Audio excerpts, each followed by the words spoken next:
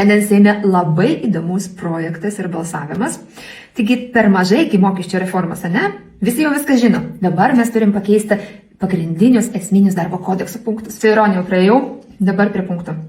Esmė yra tokia, kad kai jau visi buhalteriai skaičiuos atlyginimus už birželį, tai Liepą į sodrą mes turėsim paduoti ne vieną deklaraciją, o 3. Pirma, tai yra tas samas, kur ten vardas pavardės, mes kodas, kiek priskaičiuota ant popieriaus atlyginimo, koks yra procentas sodros ir koks yra mokestis.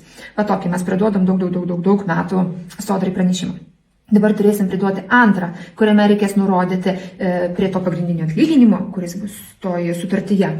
Tai koks yra atostogų dydis, koks, pavyzdžiui, priedas, koks ten dar kažkas, pasakant, viskas, kas yra pridėta prie bruto to sutartinio atlyginimo. Ir tada trečia ataskaita, nes negalima į vieną sudėti, ne? Turėsim pateikti informaciją pagal kategorijas. Ir kiek žmonės, kokiai kategorijai priklauso ir toj kategorijai, kiek tas žmogus uždirba pinigų. Tai yra ne pareigybė. Kiekvieną pareigybę turėsim priskirti tam tikrai kategorijai. Kiekvieną darbuotoją. Ir jeigu toj pačioj kategorijai 2 skirtingi žmonės uždirbs skirtumas jų atlyginimų bus daugiau negu 5 procentai, tai už kiekvieną tokį atvejį reikės rašyti pasiaiškinimą, kodėl. Ir jeigu ten sėdinti komisija nuspręs, kad tai yra diskriminacija ir neteisingai jūs čia paskirstėte atlyginimą, tai tada reikės tam, kuris mažiau uždirbo, priskaičiuoti atlyginimą, tą skirtumą, sumokėti delspinigius ir dar darbdavys turės sankcijas. Kokios sankcijos bus, aš dar nežinau šitoje vietoje. Tai realiai taip, mes turime grubiai tariant, 2 mėnesius pasidaryti dokumentaciją, nes skaičiuojant atlyginimą mes turim žinoti, kur ką, kaip priskirti. Ir kaip ką uždeklaruoti. Yra užsakytos jau prieš porą savaičių tos tvarkos, jų dar nėra, nes teisininkai nei vienos įmonės dar nepadarė. Šiaip tai sako, tai balandžio viduryje, mačiau greičiausią terminą, kas siūlo iš tų kompanijų, kur tas tvarkas daro. Ir jie turi visi pasidaryti, visos įmonės, ir įsivesti pas save.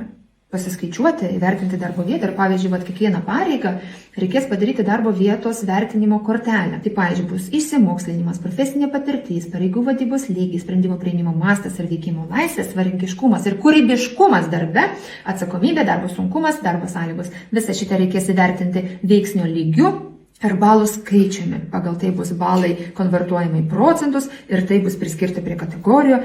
Ir taip toliau. Realiai nėra čia lengvas dalykas, kaip šiandien dar aiškinausi su savo įmonė, su kuria bendradarbiauju, tai sakė, žinai, tu pati nepasidarysi. Mes šitai buhalteriai, sako, nepadarysi tu savo klientams ir nepadarysi savo, nerizikuok, mūsų teisininkai laužo galvą jau kiek laiko ir dar nepadarėm. Tai va, šita tvarka įsigalioja visoms įmonėms, jeigu jūs turite bent vieną įdarbintą asmenį. Rytoj aš įdėsiu video apie kitus pakeitimus darbo kodekso, nes asmeniškai vakar, kai skaičiau projektą, tai manyje kilo tiek daug emocijų ir tiek pykčio ir tiek nevilties tokios, kad turiu apie ką papasakoti ir ko pasidalinti, nes iš tikrųjų man tai atrodo nesąžininga, kai yra kuriami įstatymai, kurie saugo darbuotojai, tai yra darbuotojai turi savo teisės, o darbdavys turi tik pareigas. Ir jau dabar aš matau labai stiprius piktnaudžiavimus, kai darbuotojai kreipiasi darbo ginčų komisijas, net tada, kai jie yra neteisūs ir jie realiai pridirbo reikalų ir darbo ginčų komisija juos gina. Tai iš esmės praktiškai visą laiką darbdavys yra kaltas ir labai sudėtinga padėti darbdaviui. Aš asmeniškai žinau, taip, yra tikrai darbdavių, kurie yra labai nesąžiningi. Tokiais mes nedirbam iš esmės. Bet aš esu už tai, kad darbdavys negali skriausti darbuotojų, o darbuotojas negali skriausti darbdavio. Turi būti mainai psichologiškai tvarkoje ir niekas nieko neturi išnaudoti. Kalbam apie tos sveikus santykius, ne?